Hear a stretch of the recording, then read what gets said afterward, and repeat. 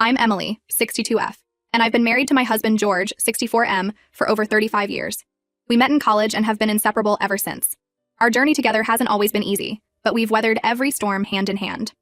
We have one son, Michael, 38M, who recently got married to his second wife, Rebecca, 36F. Michael has 2 children from his previous marriage, a 14-year-old daughter, Lily, and a 12-year-old son, Ethan. They're wonderful kids, and we've been very involved in their lives since they were born. Rebecca also has 2 children from her previous marriage, a 10-year-old son, Adam, and an 8-year-old daughter, Sophie. Michael's first wife, Amanda, was a lovely woman. We considered her a daughter, not just a daughter-in-law. She was diagnosed with a rare autoimmune disease shortly after Ethan was born. Despite the challenges, she remained positive and was an amazing mother. Unfortunately, she passed away 6 years ago due to complications from her illness. It was a devastating loss for our family, especially for Michael and the kids. The years following Amanda's death were difficult. Michael threw himself into his work and parenting, barely taking time for himself.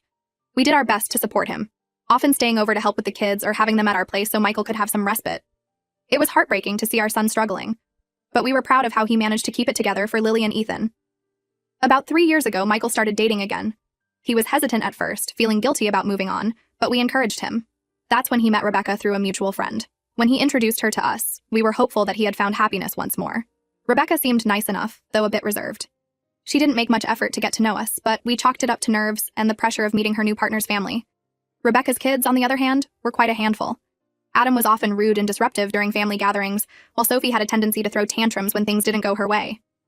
We tried not to judge, assuming they were still adjusting to the new family dynamics. However, as time went on and their behavior didn't improve, we couldn't help but notice the stark contrast between them and our well-behaved grandchildren. George and I are fortunate enough to have accumulated a considerable amount of wealth over the years.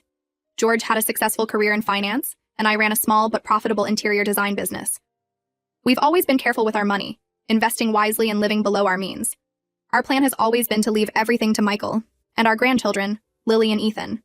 We never considered including Rebecca or her children in our will, as we barely knew them and didn't feel particularly close to them. Last week, Rebecca asked to meet with George and me privately. Michael was away on a business trip, so we thought she might want to discuss plans for his upcoming birthday. We invited her over for tea, thinking it would be a good opportunity to bond with our daughter-in-law. However, the conversation took an unexpected and unsettling turn. Rebecca began by saying she had overheard Michael and me discussing our will on the phone recently. It's true that I had called Michael to talk about updating our will, as we had recently acquired some new property and wanted to ensure everything was in order. I was surprised that Rebecca had been listening in on the conversation, but I didn't say anything. She then proceeded to inform us that Michael was unhappy with the current arrangement and wanted us to include Rebecca's children in the inheritance. According to her, Michael felt it was unfair to exclude them, but was too afraid of seeming ungrateful to bring it up himself. This immediately struck me as odd, as Michael has always been open and honest with us about everything. What shocked us even more was when Rebecca threatened to restrict our access to Lily and Ethan if we didn't comply with her demands. She claimed this was all Michael's idea and that he supported her stance completely. The idea that our son would use his children as bargaining chips was completely out of character, and frankly, unbelievable. George and I were stunned into silence. We've always had a close relationship with Michael, and this didn't sound like him at all. He's always been direct in his communication with us, never hesitating to voice his opinions or concerns. The thought of him using Rebecca as a messenger for something so important seemed highly unlikely. Moreover, the threat to keep our grandchildren away from us was deeply disturbing. Lily and Ethan have been a huge part of our lives since they were born. We've been there for every milestone, every school play, every sports game. The idea of being cut off from them was heartbreaking. We didn't want to accuse Rebecca of lying outright, so we calmly told her we'd think about it and get back to her. As soon as she left, we called Michael to verify her claims. He was in the middle of a conference but stepped out to take our call, sensing the urgency in our voices. When we relayed the conversation to him, Michael was shocked and angry. He assured us he had never said anything of the sort and was appalled that Rebecca would go behind his back like this. He had no idea where she got the idea that he was unhappy with our will or that he wanted her children included. Michael immediately asked us to keep Lily and Ethan with us until he returned from his trip and could sort things out with Rebecca. We readily agreed, and the kids have been staying with us since then. They were initially excited about the impromptu sleepover at Grandma and Grandpa's house, but they're starting to ask questions about why they haven't gone home yet. It's been a week now, and the situation has only gotten worse. Michael has been trying to reason with Rebecca, but she's refusing to back down. She's given him an ultimatum. Either convince us to change our will or choose between her and us. Michael is devastated and torn between his love for Rebecca and his loyalty to us and his children. George and I feel terrible about the whole situation. We never intended to cause any family strife with our inheritance plans. We've always seen our wealth as a way to secure our son and grandchildren's future. not as a source of conflict. At the same time, we're hurt and angry that Rebecca would try to manipulate us and potentially ruin our relationship with our son and grandchildren. We're at a loss for what to do. Should we stand our ground or give in to Rebecca's demands for the sake of family peace? Is there a compromise we're not seeing? The thought of losing our relationship with Michael and our grandchildren is heartbreaking, but the idea of being blackmailed into changing our will doesn't sit right with us either. I'm hoping for some outside perspective on this mess. Have we unknowingly been unfair to Rebecca and her children? Should we have made more of an effort to include them in our family? Or are we right to feel betrayed and manipulated? Any advice on how to navigate this difficult situation would be greatly appreciated. Update 1. It's been 2 weeks since my last post, and I want to thank everyone for their supportive comments and advice. It's been a comfort to know that many of you agree that we're not in the wrong here. Unfortunately, things have only gotten worse, and I felt the need to update you all on the situation. Michael has been staying with us along with Lily and Ethan. He took an extended leave from work to deal with this family crisis, which I know wasn't an easy decision for him. Michael has always been dedicated to his job, often working long hours to provide for his family. Seeing him put his career on hold like this really drives home how serious the situation has become. He's been trying to work things out with Rebecca, but she's not budging on her demands. She's still insisting that we either include her children in our will or she'll make sure we never see Lily and Ethan again. It's clear now that this was never about what Michael wanted, but entirely Rebecca's idea. The stress is taking a visible toll on Michael. He's lost weight, has trouble sleeping, and seems constantly on edge. It breaks our hearts to see him like this. George and I have been doing our best to support him, making his favorite meals and trying to create a calm environment at home, but it's clear that the situation is wearing him down. Lily and Ethan are picking up on the tension too, even though we're all trying our best to shield them from the conflict. Lily, always the more sensitive of the two, has been quiet and withdrawn lately. Ethan, on the other hand, has been acting out at school, something that's never happened before. We've had to attend a parent-teacher conference to discuss his behavior, which only added to Michael's stress. Rebecca has escalated her tactics. She's been calling and texting Michael nonstop, alternating between guilt-tripping him and making more threats. She's even started spreading rumors among their mutual friends that we're trying to break up their marriage because we never accepted her or her children. This couldn't be further from the truth, but it's causing Michael a lot of distress. He's always valued his friendships, and the thought of losing them over this is really bothering him. What's even more concerning is that Rebecca has started involving her children in this mess. According to Michael, she's been telling Adam and Sophie that we don't love them and don't want them to be part of our family. It's a cruel thing to do to young children, and it makes us worry about the kind of emotional manipulation she might be capable of. George and I are furious at Rebecca's behavior, but we're trying to stay calm for Michael's sake. We've suggested that he speak to a lawyer to understand his options, especially regarding custody of Lily and Ethan. We're worried that Rebecca might try to use them as pawns in this power play, given her earlier threats. Michael is starting to realize that his marriage might not be salvageable.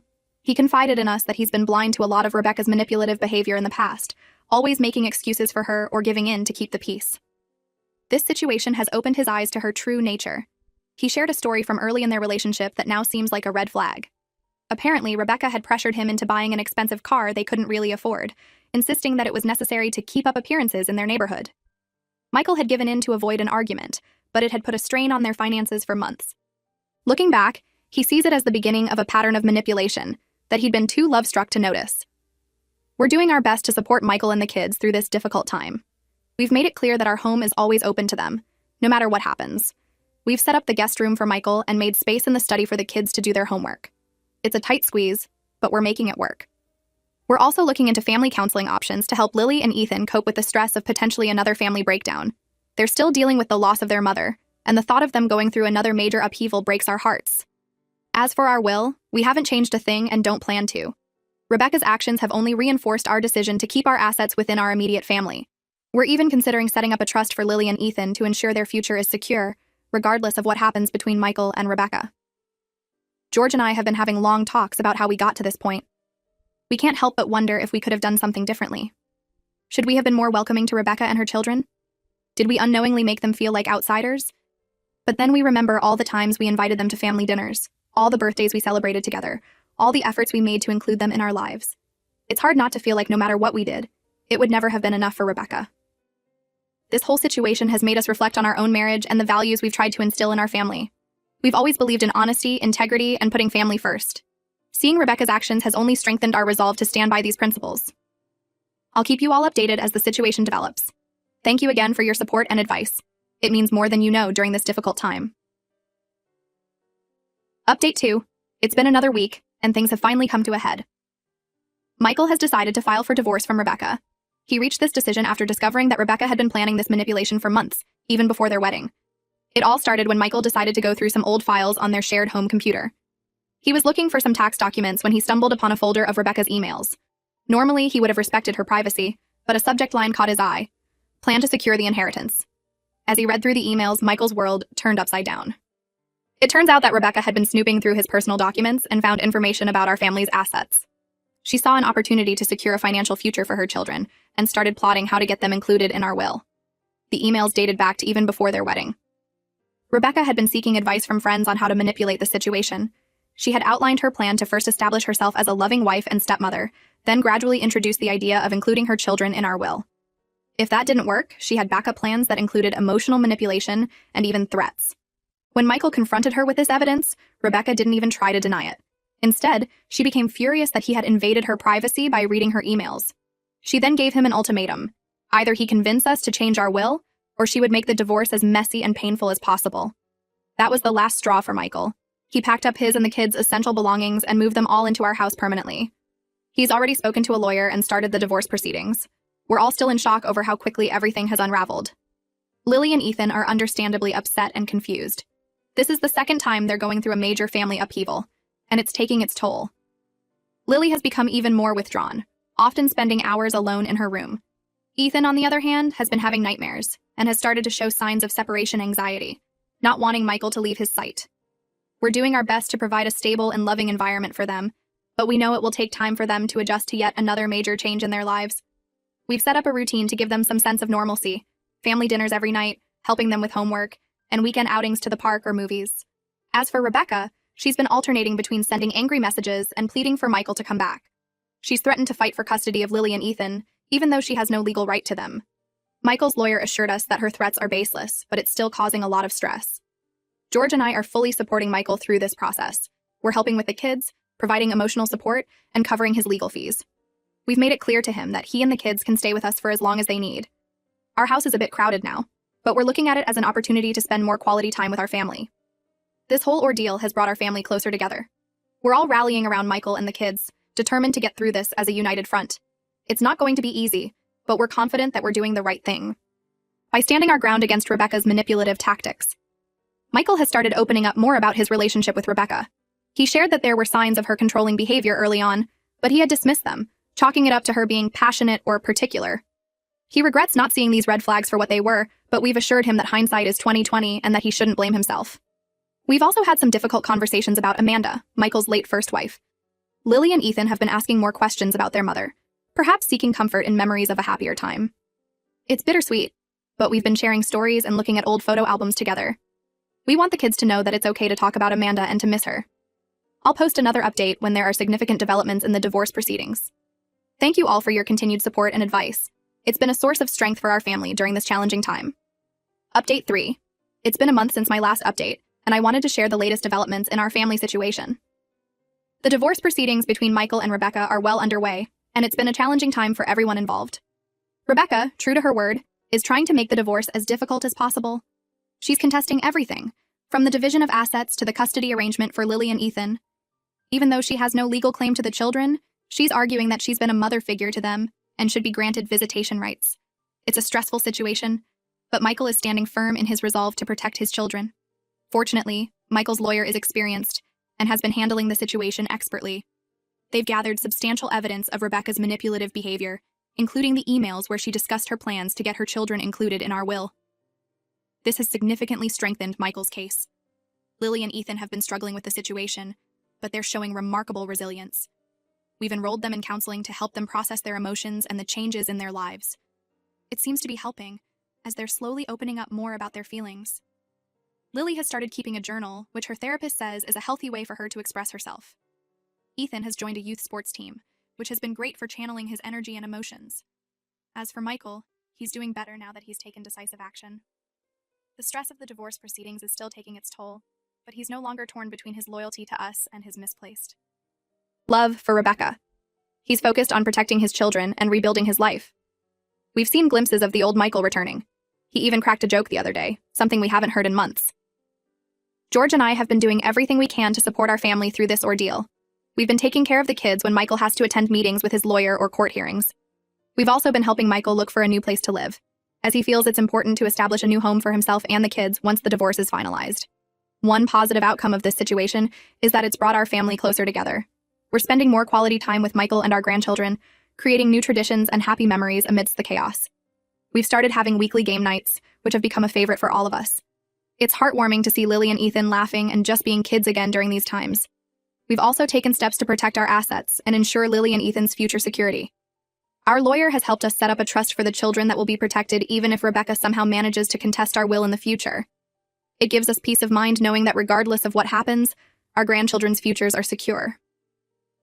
Rebecca's children, Adam and Sophie, have been caught in the middle of this mess.